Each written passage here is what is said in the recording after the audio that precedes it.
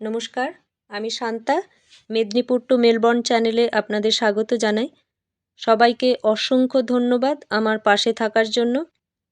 আপনারা কেমন আছেন সবাই? আশা করি ভালো আছেন। আজ আমি শেয়ার করব আমার একটা ছোট্ট কাজের অভিজ্ঞতা দিয়ে, আর শেষ করব স্প্রাইডার ড্রিঙ্ক দিয়ে। তো এখন বাড়ির সামনেটা থেকে একটু শুরু করা যাক। দেখুন, ছোট্ট ছোট্ট হলুদ ফুল ফুটে আছে। এগুলো এখন একটু কম সংখ্যায়, কিন্তু জানুয়ারি মাসের শেষের দিক থেকে অনেক ফুটতে শুরু করবে। আর এই ফুলটারও একটা গল্প আছে, সেটা পরে কখনো একদিন বলবো আপনাদের। কেমন? তো আর শুরু করি আমার কাজের বিবরণ দিয়ে। আমি অস্ট্রেলিয়াতে ওয়ার্ক পারমিট পেয়েছি প্রায় কিছুদিন হলো। কাজের জন্য চেষ্টাও করছি, এখনও সেরকম কিছু কাজ পাইনি। এই কাজটা হলো ক্যাটালগ ডেলিভারির কন্ট্রাক্ট। কোম্পানি তার এরিয়া ম্যাপ দিয়ে দেয় আমার ফোনে, ওদের যে অ্যাপ আছে তাতে এরিয়া ম্যাপ দিয়ে দেয়। তো প্রায় 350-400 বাড়িতে আমাকে ক্যাটালগ ডেলিভারি করতে হয়। প্রতি শুক্রবার বা শনিবার ট্রাকে করে ওদের কোম্পানির লোক এসে দিয়ে যায় অ্যান্থনির বাড়িতে ক্যাটালগগুলো। আর আমি আমার সময় মতো বাড়িতে বসে বসে এগুলো সাজাতে থাকি, যাতে বই নিয়ে যেতে সুবিধে হয় এক জায়গা থেকে আরেক জায়গায়। আর ক্যাটালগগুলো সাজাতে সাজাতে বসে বসে গান শুনি বা বাড়ির কারোর সাথে ফোনে কথা বলি। আর অনেকটা রাস্তা হাঁটতে হয়।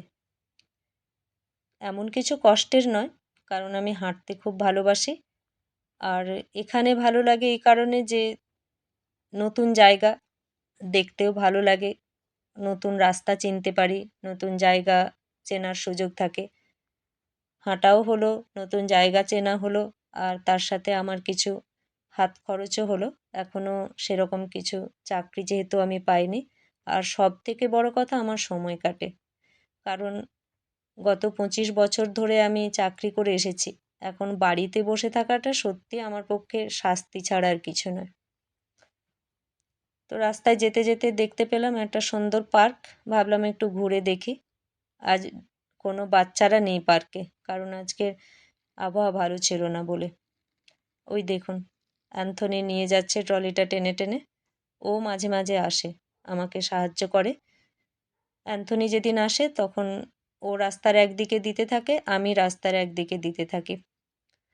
লেটার বক্স দেখে দেখে দিতে হয়, বা প্রত্যেকের বাড়ির সামনে লেটার বক্স আছে, আর লেটার বক্সে শুধু নাম্বার লেখা থাকে, বাড়ির নাম্বার। এখানে লেটার বক্সের একটা বিশেষত্ব আছে। খুব সুন্দর সুন্দর লেটার বক্স প্রত্যেকের বাড়ির সামনে আছে। তবে সব লেটার বক্স সুন্দর নয়, কিছু কিছু লেটার বক্স সেই বাড়ির শৌখিনতার পরিচয় দেয়। লেটার বক্সগুলো দেখলে মাঝে মাঝে পুরনো দিনের কথা মনে পড়ে। এখন তো লেটার বক্সে ম্যাক্সিমাম সব অফিসিয়াল চিঠি আসে। আগে মানুষ একটা চিঠির জন্য অপেক্ষায় থাকতো, কবে তার প্রিয়জনের চিঠি আসবে। চিঠিতে তার মনের কথা সুন্দর ভাষা দিয়ে সাজানো, আর ফেস্টিভ্যালে গ্রিটিংস কার্ড পাঠানো। এখন তো এগুলো প্রায় উঠেই গেছে। এখন আর কেউ কারোর চিঠির জন্য অপেক্ষা করে বলে মনে হয় না, করলেও সংখ্যায় খুব কম। সবই প্রায় অফিসিয়াল চিঠি। যাই হোক, এখানে যেটা ভালো লাগে দেখতে সেটা লেটার বক্স। ফেরার পথে ফার্মাসি গেলাম, ঢুকেই দেখি ছাতার মতো কি। আমি তো ভাবলাম বাবা, ফার্মাসিতে আবার ছাতা বিক্রি হয় নাকি। তারপর দেখছি না, কাছে গিয়ে দেখলাম ছাতার মধ্যে সারি দিয়ে নেল পলিশ রাখা রয়েছে।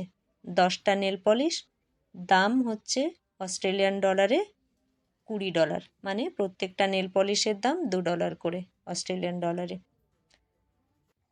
তো ফিরে এলাম বাড়ি। একটু ক্লান্তই লাগছিল, কারণ এখন তো এখানে গরমকাল।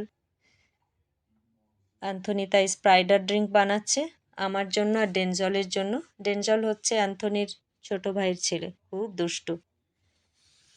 তো এখন স্প্রাইডার ড্রিঙ্কটা দেখে কেমন বানাচ্ছে অ্যান্থনি।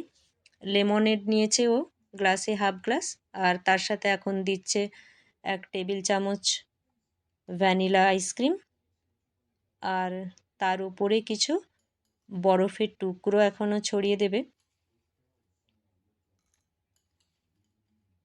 তারপর যার যেমন ভালো লাগে, হয় স্ট্রবেরি টপিং না হলে চকোলেট টপিং দিয়ে এবার স্ট্র দিয়ে আস্তে আস্তে খেতে শুরু করতে হবে। কিন্তু এখন আপনারা খাবেন না, এখন তো আমাদের দেশে শীতকাল, এখন খাবেন না, একটু গরম পড়ুক, খেয়ে দেখবেন কেমন লাগে, অবশ্যই জানাবেন। সবাই ভালো থাকুন, পরে আবার দেখা হবে।